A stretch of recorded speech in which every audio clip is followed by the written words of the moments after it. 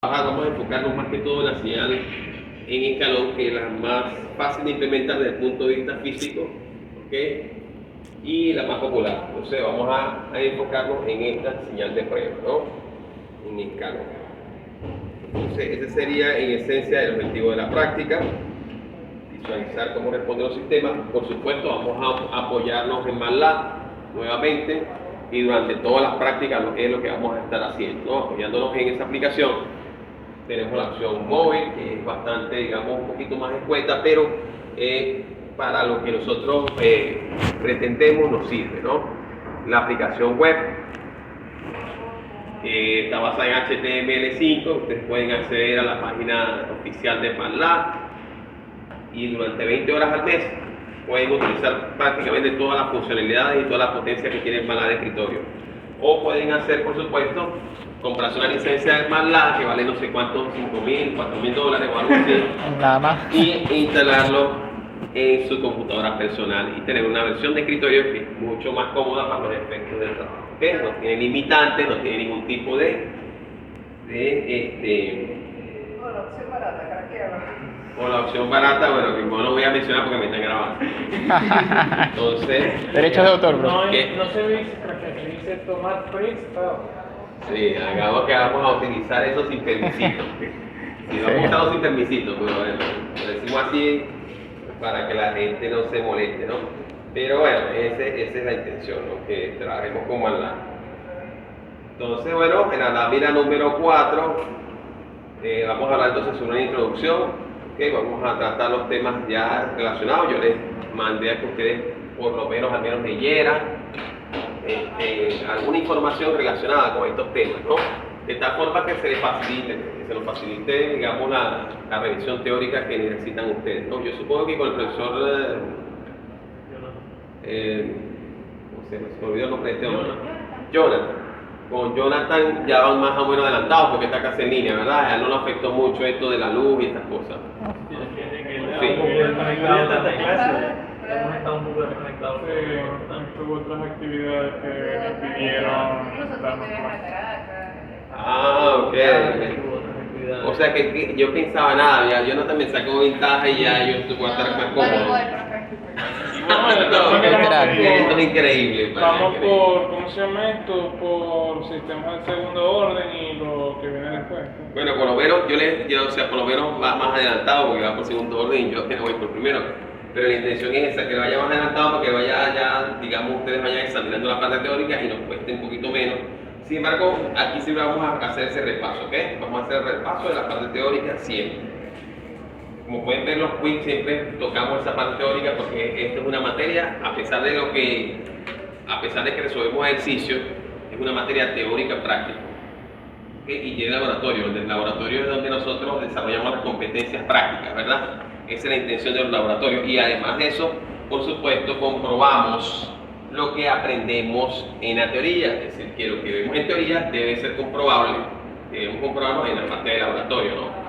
Para decir, oye, la teoría realmente se cumple, es así, no es mentira, no es, digamos, una falacia. Ok, entonces vamos a dar respuesta a la primera pregunta, ¿okay? Que se ubica en la lámina 4. Vamos a dejar que el bachiller acá, Agustín, lea la respuesta a la pregunta esta. ¿Cuál sería el primer paso para analizar un sistema de control? ¿Cuál sería el primer paso? ¿No? Es importante que esté claro esa respuesta. Ajá, Agustín, te escucho. El primer paso para analizar un sistema de control es obtener un modelo matemático del sistema. En el análisis y diseño de los sistemas de control, debemos tener una base de comparación de funcionamiento de los diversos sistemas de control. Esta base se implementa especificando señales de entrada, de prueba y comparando la respuesta de varios sistemas a estas señales de prueba. Ok, entonces fíjate que ¿qué necesitamos para analizar un sistema de control? ¿Qué es lo primero que necesitamos?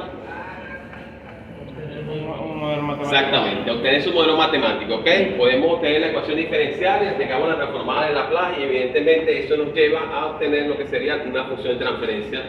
Las funciones de transferencia son muy útiles a la hora de esquematizar, ¿verdad? Ya lo sabemos, ¿verdad? A la hora de esquematizar, digamos, a través de un diagrama de bloques son muy útiles, ¿okay? Podemos meter esa información dentro del bloque y queda relacionada la entrada con la salida a través de esa operación matemática que sería, por supuesto, la función de transferencia. Es decir, es algo bastante práctico a la hora de esquematizar las relaciones existentes entre los componentes que valga la redundancia, componen un sistema de control, ¿verdad? Automático en el caso de un sistema de control realimentado.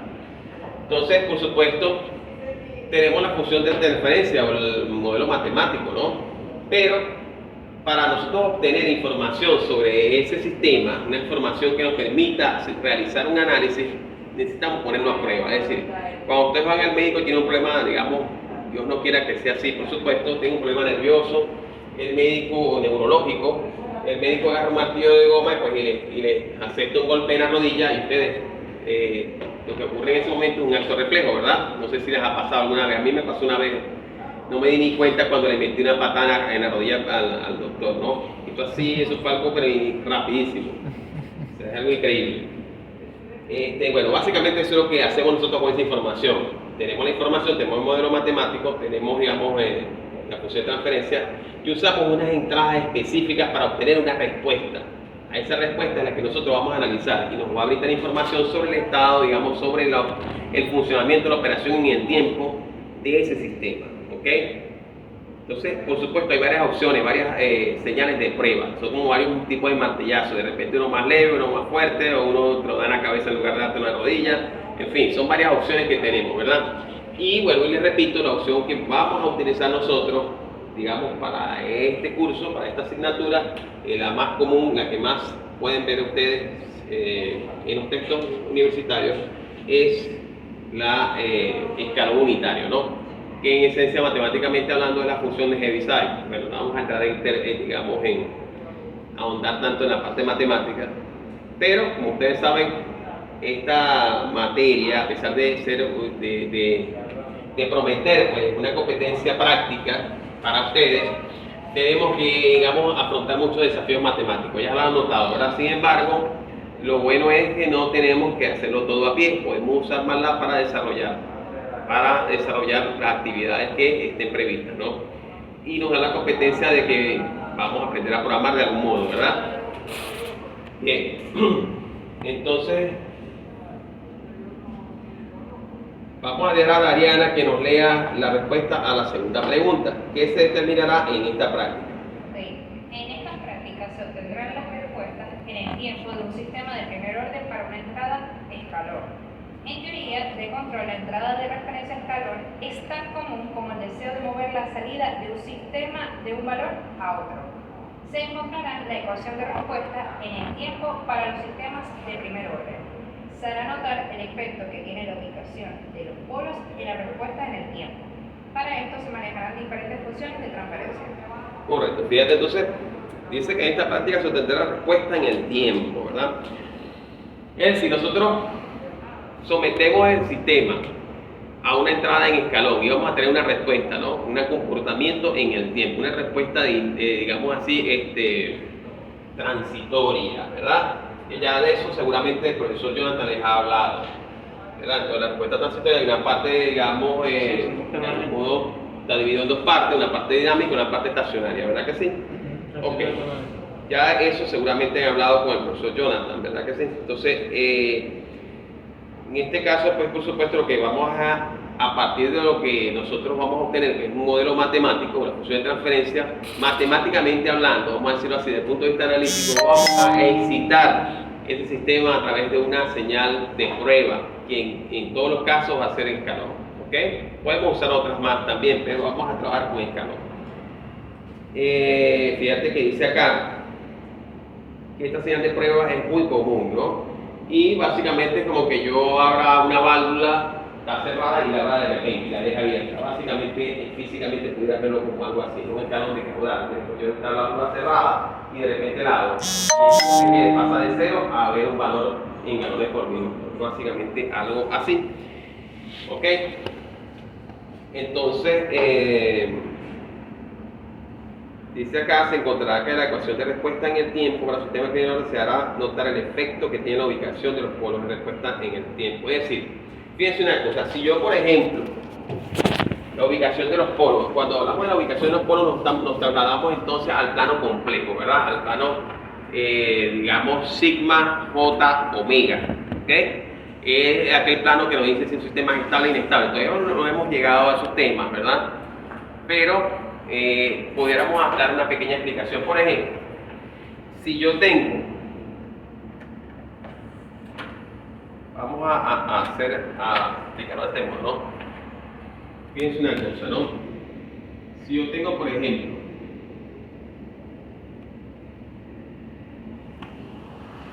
¿qué valor nos da esto? ¿Qué valor nos da esto? ¿Cuál de los dos es mayor? Creo que el de abajo, ¿no? El de abajo. El de abajo. Vamos a ponerlo, vamos a complicarlo un poco más. ¿Cuál de los dos es mayor?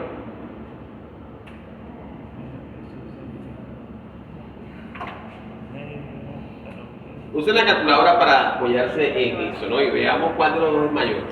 El de arriba sigue siendo mayor. El de arriba es menor. No, mayor. No, porque perdón, se ya puede va. escribirlo como 1 entre a la 1000. Calculen a ver, ¿qué les da? ¿Qué les da primero? ¿Qué les da primero? Cero. El primero les da 0. Sí. ¿Y el segundo?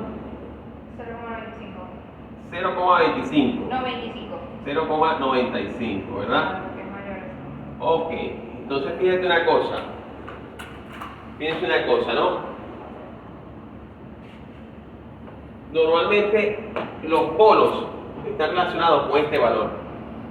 Cuando nosotros, digamos, de algún modo escribimos la respuesta en el tiempo, siempre vamos a tener, si una respuesta en el tiempo de polos y cero, o de polos únicamente, ok, va a estar representado con esta función, la función exponencial, ¿verdad?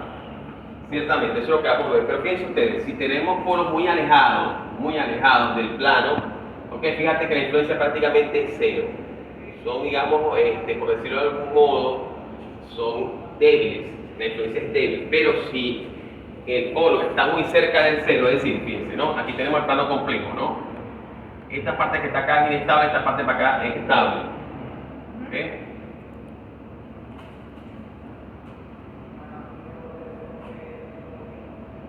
Después vamos a hablar bien de qué se trata esto, ¿no? Pero digamos que es difícil que un sistema de control podamos controlar si está en esta parte. Vamos a decirlo hasta ahora así, es bien difícil que el sistema de control controle cualquier variable que está de ese lado. Es decir, su función de transferencia o su modelo matemático, ¿no? Esto que está acá es sigma, que es la parte real, y esta es la parte, como quien dice, imaginaria, ¿no? Ok, que recuerden que son valores complejos. Entonces, y aquí tenemos la parte estable. Entonces, fíjense, de este lado son los valores positivos, estos son los valores negativos. ¿Por qué aparecen estos negativos aquí? Porque si estamos hablando de sistemas que son estables, siempre este valor de acá, el exponencial de la respuesta en el tiempo, debe ser un valor negativo. Porque si es positivo va a estar del lado inestable y por supuesto no nos interesa que esté de ese lado. Ahora bien, fíjate, si yo tengo 0,05 sería como que muy pegadito acá, ¿verdad? En cambio, si tengo 1000, estaría mucho más alejado. ¿Ok? Entonces, fíjate, este valor que está acá me hace que el sistema se comporte de una manera que estaría más cercano a la inestabilidad. ¿Ok? Porque está pegadito aquí a 0. En cambio, este, por supuesto, fíjate, está más, imagínate. O sea, fíjate, de 1000 nos dio 0. Fíjate que la influencia en este caso aquí es mucho mayor que esta.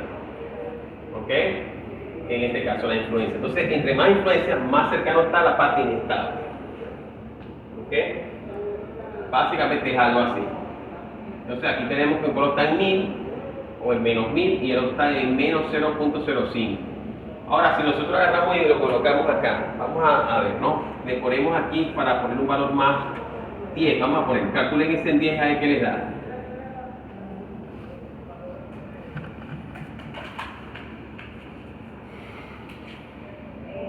4,54 por 10 a la menos 5. 4,54 por 10 a la menos 5. Fíjate que la medida que voy incrementando se va haciendo más pequeña, ¿verdad? ¿Verdad que sí? Se va haciendo más pequeña esa, se va acercando para acá. Para acá. Y en lo que estamos más lejos, cuanto más lejos estemos, digamos, de este eje y de la parte inestable, mucho mejor con el sistema de control. Van a recordar esto cuando veamos esta información más adelante en la parte de estabilidad, análisis de estabilidad. Ok, fíjense una cosa, ¿no? Entonces, esto que está acá son polos, este que está acá es un polo más que todo, en este caso dominante, y este es ¿cómo decir? Si no es dominante es, lo contrario de dominante sería como débil, no, pero hay una palabra más adecuada. Recesivo, sumiso. Sí, sería como, no consigo la palabra ahorita, de dominante, el antónimo de dominante. Este hombre, en vez de ser un hombre dominante, es un hombre Pasivo. dominante. Sumiso, pasivo, como... De verdad que esta palabra es una palabra específica que te dice exactamente. sería. Secundario. Pregúntale ahí a ver qué es lo que es. Dominado. No, pero como decir, me acuerdo ahorita, sí, insignificante. Vamos a poner así, insignificante. Este es insignificante, pues, ¿me entiendes? Aquí en este punto, fíjate que es 0. Por supuesto, si está más cercano, vamos a tener valores. Por ejemplo, si yo lo coloco aquí por 10, 10 a la 5, a la menos 5, por supuesto, vamos a tener un valor mucho mayor. Entonces, Débil, relegado. insignificante. Vamos a poner insignificante. Entonces, esta que está acá es un polo insignificante y esto es un polo dominante. Que lo que esté más cerca estén aquí. ¿Y por qué decimos que es dominante, muchachos? Decimos que es dominante porque la influencia de él se hace notar sobre este. Fíjate que este momento determinado va a valer 0, sobre todo digamos, cuando llegamos a la etapa digamos, de respuesta estacionaria, y este va a tener un valor que se va a anular mucho tiempo después. ¿Ok? Entonces, básicamente vamos por ahí, en esa orden de ideas, ¿no? Ok, vamos a entrar entonces en la revisión teórica para ir hablando sobre lo que son las señales de prueba, para qué sirven, porque eso es otra cuestión que tenemos que analizar, ¿no? Entonces, voy a leer yo esta parte que dice así: ¿cuáles señales de prueba se emplean regularmente para el análisis de sistemas de control? Cuando hablamos de análisis de sistemas de control, ¿qué habíamos dicho? Que vamos a analizarlo de qué manera. Que vamos a analizar, ¿cómo se llama esto? La respuesta del sistema cuando le damos una señal excitadora de prueba. Exactamente. Exactamente. Vamos a tener una respuesta gráfica, ¿verdad? Un comportamiento que vamos a verlo de forma gráfica. Es así, nosotros con los números a veces podemos ubicarnos en el contexto, ¿no? Pero digamos, si lo graficamos, pues es más fácil saber. Más fácil Visualizar, ok. Entonces, por eso es que nosotros vamos a graficar. Y estas señales de prueba son señales, como quien dice, son funciones gráficas, ¿no? Excitadoras. Entonces, fíjate, tenemos escalón, tenemos rampa, impulso parábola, entre otros. ¿Okay? Al utilizar estas señales de prueba, es posible realizar de forma sencilla análisis matemáticos experimentales de sistemas de control, dado que dichas señales son funciones del tiempo muy sencillas. ¿Okay? Son funciones del tiempo muy sencillas. Bien, entonces, en este caso, aquí están las señales de prueba más utilizadas en este ámbito de la teoría de control. Sin embargo, vamos a enfocarnos en lo que sería, por supuesto, la señal en escalón. Esas funciones las podemos implementar usando MATLAB. ¿Okay? Hay un comando, el comando step de MATLAB te permite a ti implementar esa señal de prueba, ¿okay? Y obtener una respuesta en el tiempo de X sistema, simplemente teniendo qué información, teniendo por supuesto como información, como dato la función de transferencia, ¿no? Que viene del modelo matemático. Ok, la otra pregunta que sigue, en la lámina siguiente, en la 8, sería cuáles de las señales típicas de prueba sería la mejor opción para analizar las características de un sistema. ¿Cuál sería? ¿Cuál de estas señales? Fíjate que tenemos varias, pero ¿cuál sería la mejor, no? Pudiera alguien preguntarse, ¿verdad? Alguien se pudiera preguntar, bueno, ¿cuál sería la mejor? ¿Será que siempre utilizando una señal puede probar cualquier sistema? ¿Okay? No importa, digamos, la naturaleza, digamos, dinámica que tenga. Bueno, vamos a responder esa pregunta, ¿verdad? Dice, por otro lado, si se trata de un sistema que está sujeto a perturbaciones repentinas, una función escalón sería la adecuada en ese caso. Fíjate, un sistema que está sujeto a perturbaciones repentinas. A perturbaciones que llegan y parecen que se quedan allí, ¿ok? Llegan y se quedaron. Llegan a las fiestas sin ser invitadas y se quedaron bebiendo cerveza, se quedaron, Yo estoy aquí y no me importa si me invitaron o no, no me interesa. ¿Ok? Entonces, para ese tipo de perturbaciones que llegan y se quedan en el sistema, entonces esos sistemas es mejor probarlo con una señal en escalón, porque es justamente lo que sucede, ¿no? En este caso, lo que la señal puede, digamos, de algún modo suponer para el sistema. Ahora bien, si las entradas para un sistema de control dado son funciones de tiempo que cambian de forma gradual, ¿okay? Una función rampa sería una buena opción de probar la respuesta, ¿okay? Para probar la respuesta. Sí. Vamos a suponer que comienza a llegar la perturbación y comienza como que incrementarse poco a poco. O de repente el tanque de combustible de una nave espacial, o mejor dicho, de un transbordador, para no irnos tan a la fantasía, se empieza a vaciar, ¿verdad? En la medida que está operando el vehículo, por así decirlo, eso comienza como que a bajar, ¿no? Entonces fíjate que gradualmente tienes como una especie de perturbación, ¿verdad? Ok, entonces en este caso pues la rampa sería la mejor opción, ok. Bien, ahora por otro lado, si se trata de un sistema que está sujeto a perturbaciones repentinas, una función escalón, ok, ya lo habíamos dicho.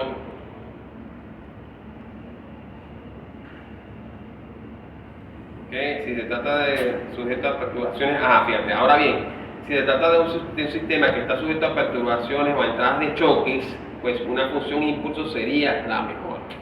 ¿Okay? Entradas de choque, como que aparece y desaparece casi inmediatamente, ¿no? Son como unas pequeñas patadas, ¡pum! Apareció y desapareció. ¿Okay? Y desapareció, pero si eso es muy seguido, entonces vale la pena que el sistema se pruebe con algo similar para ver cómo responde. ¿Okay? Y cómo podemos mejorar. Por supuesto, para poder mejorar el sistema hay que compensarlo, ¿no? Hay que hablar de la compensación. O de repente agregamos un controlador, un bloque adicional que es el controlador, y podemos mover unos parámetros, cambiarlos para que el desempeño, digamos, en el tiempo del sistema sea satisfactorio. ¿Okay? Hay varias características que permiten saber si un sistema tiene un desempeño satisfactorio. Más adelante las vamos a ver. Ok. Pero desde el punto de vista absoluto, lo que buscamos siempre cuando diseñamos un sistema de control es llevar todo esto para el lado estable. ¿Okay? De este lado estable. No de que el lado inestable, porque el lado inestable no podemos controlar absolutamente nada. ¿Okay? Entonces, a veces resulta que queremos que el sistema trabaje, elimine la desviación o el error rápidamente. Queremos que lo haga rápido, ¿verdad? Si aparece una desviación producto de una perturbación, nosotros queremos que el sistema de control realimentado elimine esa desviación o esa diferencia entre lo que tú quieres y lo que tenemos en la salida rápidamente. Pero ¿qué sucede? Que a veces cuando nosotros buscamos esa rapidez, nos acercamos a la parte o a la región inestable. ¿Okay? Buscando esa rapidez nos podemos ir acercando, sin darnos cuenta, a la parte inestable. Entonces, si ajustamos más de la cuenta, o si le echamos más azúcar al café de lo debido, entonces no va a quedar dulce. ¿Okay? Básicamente es algo así. Discúlpenme los ejemplos tan cotidianos, pero es para que lo vean de una forma más natural. Ok. Bien, entonces en la lámina 10, ¿verdad? Dice, una vez diseñado un sistema de control con base en la mejor señal típica de prueba, ¿cómo sería su desempeño ante un escenario real, no? ¿Cómo sería ese desempeño? Vamos a dejar que el compañero acá que está detrás se lea el globo amarillo. El globo amarillo. Ok. Una vez diseñado un sistema de control con base en las señales de prueba, por lo general el comportamiento del sistema en respuesta a las entradas reales es satisfactorio. Fíjate lo que dice, ¿no? Una vez que nosotros hacemos el análisis, digamos, matemático-analítico, por supuesto, si el modelo matemático representa una buena aproximación de la dinámica del proceso o un sistema real físico, si representa, digamos, esa dinámica de manera bastante exacta o bastante aproximada, por decir así, cuando nosotros hacemos las pruebas, digamos, con señales de prueba, para la redundancia, a esos sistemas reales, la respuesta va a ser bastante satisfactoria, tal como lo obtuvimos cuando hicimos el análisis, digamos, matemático. ¿ok? O la simulación, por así decirlo. Normalmente podemos hablar de que es una simulación. Entonces, en ese caso, pues por supuesto, nos va a representar más o menos lo que nosotros esperábamos, ¿no? De resultado. Ok, vamos a ver que el compañero acá, que tiene el camarógrafo acá, lea el globo azul. El uso de tales señales de prueba permite comparar el comportamiento de todos los sistemas sobre la misma base. Correcto, por ejemplo, yo tengo varios sistemas y agarro, vamos a suponer, bueno, agarro y digo, bueno, chévere, voy a usar la señal de escalón en todos estos sistemas a ver cómo se responde, ¿ok? Entonces nos sirve como una base de comparativa, ¿no? Ah, no, el sobrepaso de este sistema era del 25%, pero en aquel era del 45%, el sobrepaso. Ah, el tipo de asentamiento aquí era de 2 segundos, pero allá es 3 minutos, ¿ok? Ah, el tiempo de elevación aquí era de 2 segundos, pero allá era de 10 minutos. En aquel sistema. ¿Ok?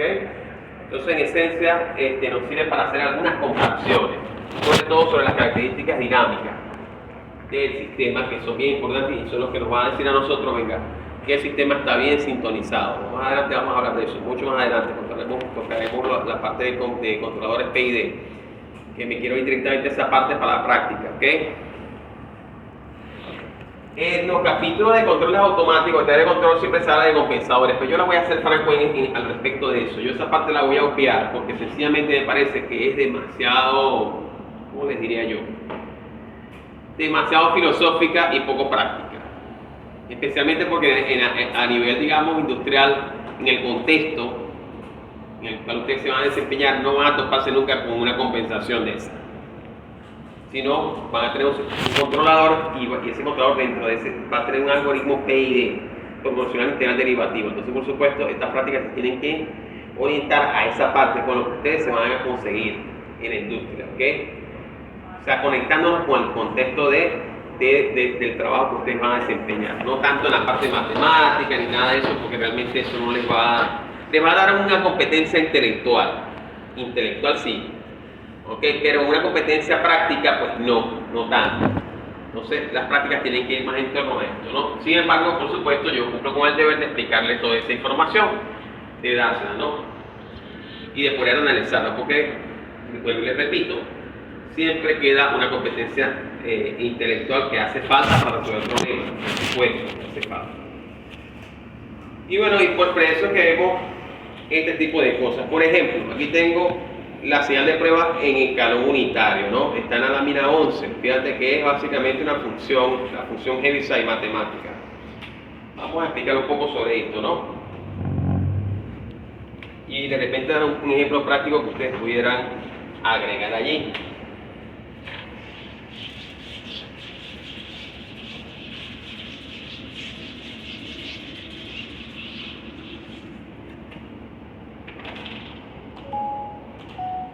Ok.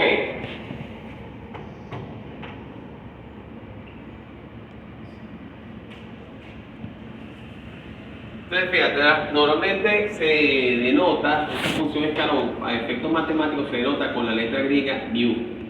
¿Ok? Y fíjate lo que dice, ¿no? Dice que es igual a 0, de 0, digamos, o mejor dicho, vamos a ponerlo así más fácil, una expresión más sencilla, a los valores negativos, desde menos infinito hasta un valor infinitesimal antes de tocar a 0, fíjate que está abierto, ¿ves? Está abierto aquí, entonces 0 no está incluido, ¿ok? Y por supuesto vale 1, digamos, para los mayores, ¿verdad? Entonces fíjate que en cualquiera de los casos pues hay una pequeña, digamos, discontinuidad en t igual 0, ¿verdad que sí? Hay una discontinuidad, ¿verdad que sí? Que esta función es así, tiene esa característica. Entonces, si nosotros tomamos en cuenta esa discontinuidad empleando un valor infinitesimal, o sea, un valor muy pequeñito, yo no sé si han hablado de ese valor infinitesimal ustedes, ¿ok? Por ejemplo, nosotros podemos trabajar con un valor infinitesimal, un valor muy pequeño, que es el valor más cercano a 0 que hay, ¿ok? No sabemos cuánto es, pero es un valor muy cercano a 0. Está justamente al lado de 0, es decir, aquí está 0. Vamos a suponer que tú eres 0, que Agustín es 0. Y aquí está menos epsilon y aquí está más epsilon. Y entre ustedes dos no hay absolutamente nada. Imagínense eso. Entre ellos dos no hay absolutamente nada. Son los valores más pequeños justo antes de llegar a cero. Eso, por supuesto, matemáticamente es bien complicado de entenderlo, ¿verdad? Pero es así. Entonces, entre Epsilon y Agustín, compañero, aquí no hay absolutamente nada. Yo puedo pasar a través de esto. Así mismo lo tienen que ver. Es decir, que ese valor es muy pequeñito, algo muy mínimo. ¿Ok? Entonces, fíjate, ese va a ser el ancho de esa discontinuidad. El ancho de esa discontinuidad va a ser un valor muy chiquito. Es como que ustedes digan, bueno, ¿cuál es el ancho de una línea? ¿Pueden responder esa pregunta? ¿Cuánto vale ¿El ancho de una línea? ¿El ancho de una línea cuánto es? Infinito. Cero. ¿Cuánto dijo? Ah, no, el ancho De una línea. De una Cero. línea. Ok, en matemáticas se les enseñó que el ancho de una línea era cero, ¿verdad? Pero realmente no es cero, sino ese valor infinitesimal. ¿Ok? Bien. Entonces, para que lo vean así de esta manera.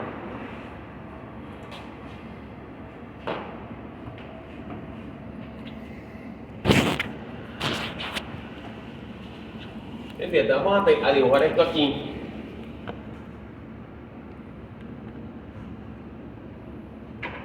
Entonces voy a agarrar y voy a anotar acá, ¿no? Desde este punto de vista sería menos épsilon y aquí más épsilon. ¿Ok? Bien. Entonces en esta parte de arriba voy a tener la función mu de t, que va a ser escalón. Fíjate que en matemática le llamamos mu de t a la función escalón. ¿Ok? Entonces, fíjate, vamos a representar gráficamente lo que en matemática está expresado aquí. ¿Ok? Entonces, fíjate, dice que en los valores negativos, antes de llegar justamente al cero que está acá, el cero está allí, ¿verdad? Justamente antes de llegar, entonces vale 0. Es decir, si yo agarro este marcador negro, ojalá tuviera un azul, uno rojo, ¿ok? Esto viene de menos infinito, muchachos, esto viene de menos infinito. Vamos a suponer que esto está justo sobre el eje, ¿no? Viene de menos infinito. Ok, fíjate, ¿no? Llega a épsilon, ¿ok? Y retoma, después llega a menos épsilon y retoma en épsilon positivo, ¿ves? Aquí, este valor que está acá, que va a tener aquí, va a ser 1. Fíjate, por eso se le llama escalón unitario. Ah, bueno. Ya lo he hecho en negro, pero bueno. Entonces, fíjate acá. Entonces, en este punto continúa para allá.